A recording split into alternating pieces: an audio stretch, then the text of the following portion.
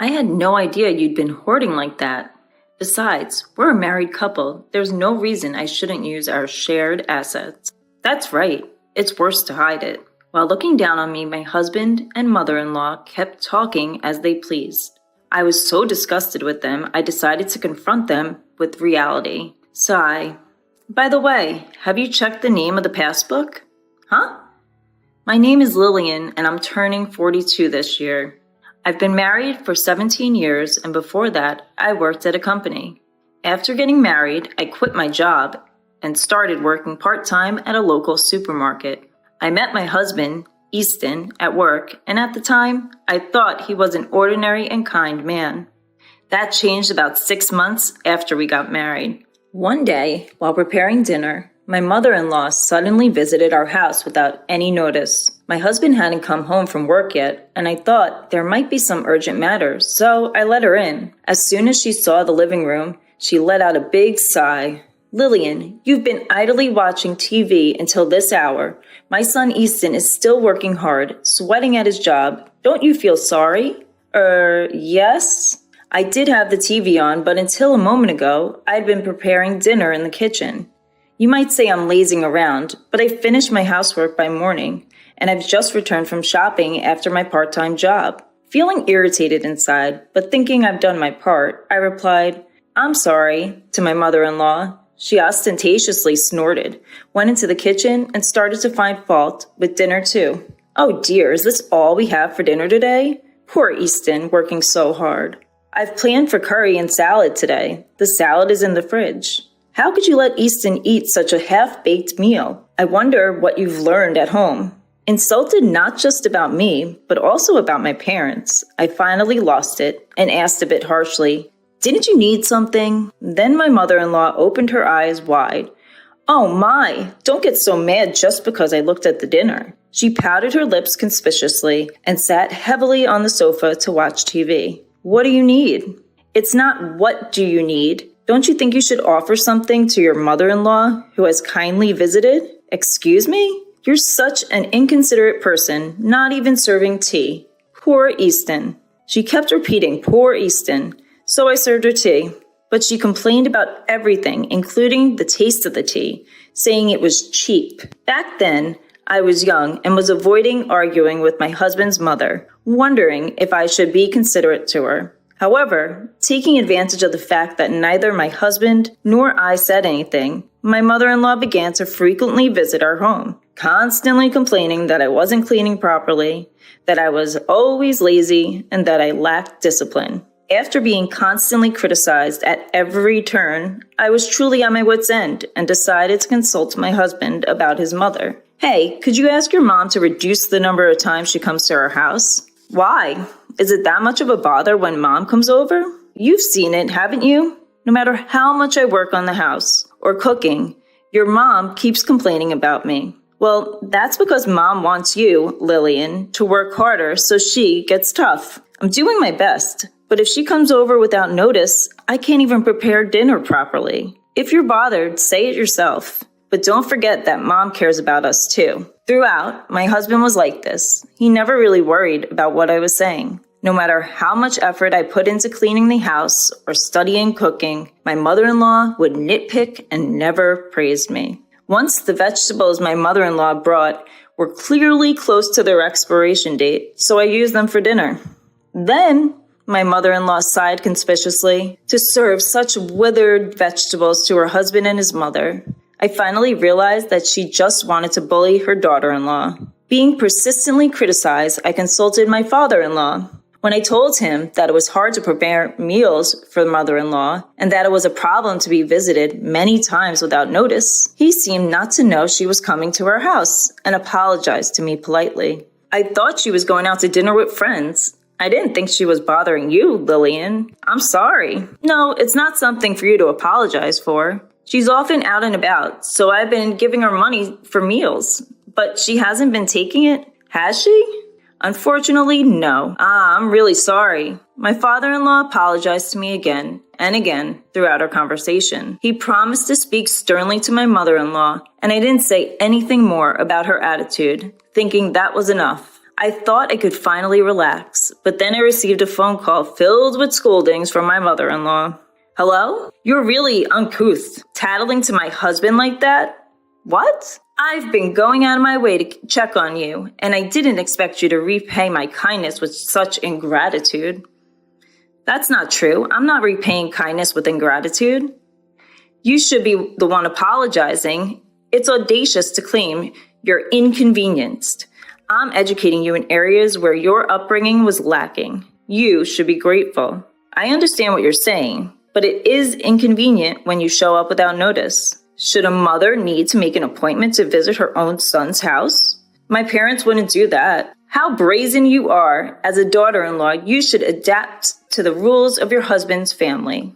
No matter what I said, she got increasingly heated and eventually started yelling so loud that I couldn't understand her, and then she hung up. I suspected she called during my father-in-law's absence, so I hesitated to consult him again, as it seemed like it would only lead to more of the same. Although the frequency diminished slightly, my mother-in-law did not stop visiting our home. My husband was in good spirits as he complained about work to my mother-in-law and received her sympathy, so it didn't look like he'd be persuading her to stop visiting anytime soon. Seeing his attitude, my mother-in-law became even more cheerful, and they both began to blame me. Lillian, you don't show enough respect to Mom. That's right, Easton, tell her more. I'm only getting a small allowance, even though I'm the one earning the money. That's terrible. What a devil of a wife you have. They continued to eat the meals I prepared while complaining about them, and they chatted and laughed in the living room I had cleaned. When I was washing the dishes, my husband would say, "At least prepare the bath," expecting me to get everything ready from the bath towels to his pajamas. My mother-in-law didn't reprimand him for it, but instead sided with him, saying, "Poor thing, having such an inconsiderate wife." I consulted with my father-in-law again and received yet another profuse apology, but I was exhausted with the fact that my mother-in-law's actions remained unchanged. Those were the days that kept on going. One day, I noticed that a necklace handed down to me by my own mother was missing. When I asked my husband, he claimed he didn't know and coldly dismissed me with, "You probably lost it due to your own carelessness. It was supposed to be in my drawer." The truth came out when my mother-in-law visited our home again during dinner time. Mother-in-law, that necklace, oh dear, it's quite disgraceful to desire something someone else is wearing. What my mother-in-law had around her neck was undoubtedly the necklace I lost. It had a unique, unusual design with a peculiar ornament, and there was no way I could mistake it. And there she was, wearing it right in front of me. "Please give it back." How awful. Are you accusing me of stealing from you? It's not only desiring someone else's belongings, but also calling them a criminal that reveals your upbringing. With a triumphant smile, my mother-in-law provoked me until I couldn't hold back and reached for her necklace. Then my mother-in-law purposefully screamed, and just then my husband, who had returned home earlier than usual, opened the front door. Seeing me, he pushed me hard. I crashed into the wall and crouched down on the spot. Looking down at me, my husband, while holding my mother-in-law's shoulder, started accusing me. Just like Mom said, "You've been bullying her while I'm not here, haven't you?" "That's right, Easton. Lillian is really terrible. I just wanted to get along." "No, listen. The necklace your mother is wearing is the one I said I lost. I don't want to hear any excuses. Mom, let's eat out tonight. You better reflect on your actions." Such a sweet boy. Easton really is a good son. With that, my husband left with my mother-in-law. At that moment, the shock of not being able to get my necklace back, along with the anger towards my husband for siding with my mother-in-law without even listening to me, made my pent-up frustrations explode, and I decided to take revenge. That same day, I had yet another talk with my father-in-law. While apologizing to me, my father-in-law listened attentively to my story. And I found out that he was also fed up with my mother-in-law's outrageous behavior. Hearing this, I decided to set up a plan. And then again, when my mother-in-law came to her house without learning her lesson, as usual, she was flaunting the necklace, enjoying my reaction. I deliberately told her, "I forgot to buy something. Could you look after the house for a bit?" Normally, she would have retorted with something like, "How dare you ask me to do something?" But this time, she smiled sweetly and said, "Of course."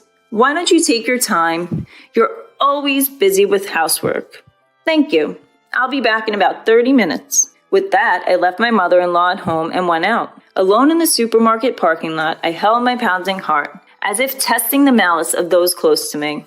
If I could get definitive evidence, I could take my revenge. But part of me also hoped that my mother-in-law and husband would reflect on their actions and change. Then, exactly 30 minutes later, I returned home. What I saw when I returned with shopping bags was my mother-in-law in the living room, messily eating dinner with my husband. Oh, you were late, so we started without you. Today's dinner was more plain than usual. Don't you feel sorry for Mom? But I asked mother-in-law to watch the house because I forgot to buy something. No more excuses. Be careful next time. Seeing my husband act even more arrogant because of my mother-in-law's presence, I couldn't help but sigh. Looking at the pot, with only bits of vegetables left, I felt more disgusted than angry at my husband, who didn't even think to leave some food for me.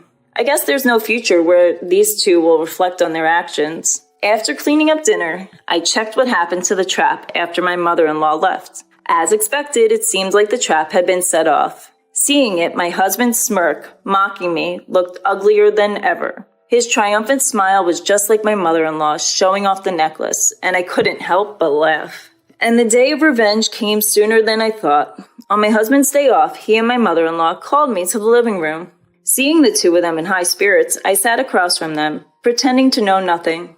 Hey, why didn't you tell us? What are you talking about? About the bank book. If you had that much money, you could have told us. Now you can show filial pity to Mom, too. I don't understand what you're talking about. Don't play dumb. We're talking about your bank book. Oh, I managed to say. Without showing any signs of panic, I must have been a bit suspicious, but the two of them happily started laying out the estimate papers for a single family house on the table. Mom and Dad, you and me, we bought a new 2-family house. Bought? What do you mean? You're slow to catch on, aren't you? We're saying we made a contract with the money from your bank book. Buying it all at once means no interest and it's smoother, right? Hold on. Why are you moving forward with this without me? Lillian, you really do hate me, don't you? That's why you're saying you don't want to live together. Hey, cut it out. You're being rude to Mom. Who's being rude? It's far more disrespectful for you two to use my money without my permission. You're the ones, huh? People with bad upbringing really have bad mouths. I struggled to suppress a laugh at the two of them who were saying whatever they wanted. There was a part of me that was amazed at how terrible I had become, but my resolve to take revenge never wavered because it was these two who had made me this way. We found a perfect newly built property for sale, so we've already signed the contract. No matter what you say, it's too late now. Anyway, I didn't know you were saving up that much. Besides, we're married, so there's no reason for you to complain about using our shared property. That's right, it's worse to hide it. By the way, did you check the name on the bank book? Huh?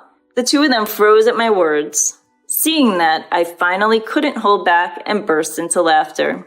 The two of them peered at the name on the bank book and then looked at me with faces drained of blood. What the hell is this? It's exactly what you're seeing. Why is it our person's name? I never said it was my bank book. So what does that mean? You stole Dad's bank book? You thief. Who's the thief? You went out of your way to pry open a locked drawer and took it. But you were hiding it so carefully. Oh, so it's okay to steal things that your daughter-in-law treasures? I guess that's how you were raised, mother-in-law. Don't talk back to Mom. You should watch your mouth. Do you know why father-in-law gave this to me? Why, you say? I heard from father-in-law about the reason mother-in-law has been spending so much money lately. You two took a vacation while taking time off from work, didn't you? Well, it seems you told the company whatever you wanted as the reason for taking time off. Like I had a fever or went back to my parents' home. I got a call from the department head and he was speechless when I told him the truth. Huh? Finally realizing their predicament, the two exchanged troubled glances. But I had no intention of forgiving them over something like this. While we were silent, the doorbell conveniently rang. When I went to the entrance and brought the visitor into the living room, the two let out a small scream. When my mother-in-law came to our house, I contacted my father-in-law. Why are you here? I've told you countless times not to cause trouble for Lillian. But there are no buts. When will you two start behaving properly? Dad, she had your bank book, and so what are you calling her she for? I didn't raise you to be so rude. You're old enough to know better. It's embarrassing to hear you calling mom all the time. If you can't treasure your wife, what's the point of calling her she? If you say that, she has treasured me too. Are you saying you're not being treasured? I've been working so as not to cause you trouble, and I thought I'd managed to save a decent amount of money. I've tried my best to let you do what you want without any financial constraints. And now what? You want me to overlook your mistreatment of your wife? Well, throughout this exchange, whenever they tried to make an excuse, my father-in-law would fire back tenfold until they were rendered speechless. He delivered the final blow to the two, who were shrinking and hanging their heads about the bank book. By the way, about the bank book I left with Lillian, I told her to take it as a nuisance fee because I felt bad about how much trouble you two have been causing no matter how much I warn you. No way. And you two, after stealing that money, even bought a house. What more should I do for you? The two couldn't say anything, and mother-in-law ended up being taken home by my father-in-law. Before that, I pointed at her neck and was able to recover the necklace safely. Seeing that, my husband guessed what had happened and forced his mother to bow her head. In the now quiet living room, I handed the divorce papers to my husband, who was completely deflated. Why? What do you mean, why? After all this, you still think we can stay married? But you're only mad at Mom. Of course I'm disgusted with you too. No, I won't divorce. Then shall we go to court? We'd have to expose everything you've done to the court. And your company, though. Huh? Oh yes, we've got it all on camera. You two breaking open the lock and taking the bank book clearly shows you two desperately breaking the lock. No, you're lying. It's amazing how you can call others thieves after doing such a thing. I wonder what kind of upbringing you had. Why? All of that will be made public, and you'll probably have to cover the $300K you used of your father-in-law's money, my compensation, and the court fees. What are you going to do? Why can you say such cruel things? You still don't get it. Should we have your father lecture you again? I accepted the divorce papers from my dejected husband and finally became a free woman. As for the $300K I received from my father-in-law, I decided to accept it again as a nuisance and consolation fee for my ex-husband and ex-mother-in-law. The two of them, under my father-in-law's supervision, had to work their fingers to the bone to repay him a total of 60 million yen. Once, I received an email from my ex-husband to a free email address seeming to ask for a reconciliation, but I ignored and deleted it. Thanks to being free from my source of stress, my health has improved, and I'm spending my time freely with the money I received from my father-in-law.